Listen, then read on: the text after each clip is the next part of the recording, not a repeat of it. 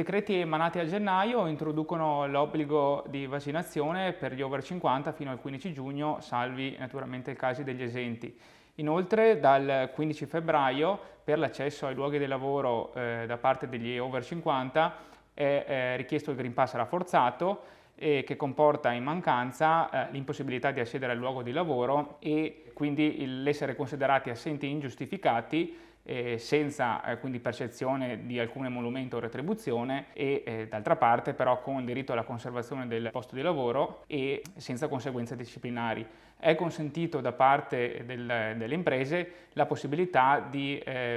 assumere con contratti che abbiano una durata multipla di 10 giorni rinnovabile in sostituzione dei lavoratori sospesi. Il Green Pass è stato inoltre esteso dal 20 gennaio anche per l'accesso ai servizi alla persona e dal 1 febbraio anche ai pubblici uffici, ai servizi finanziari, bancari e postali e soprattutto per quanto ci riguarda anche per le attività commerciali, salvi i casi che sono normati di esenzione per esigenze primarie o essenziali di giustizia, di salute o di sicurezza. Diciamo che potremmo riassumere il concetto nel fatto che a prescindere da inquadramenti a teco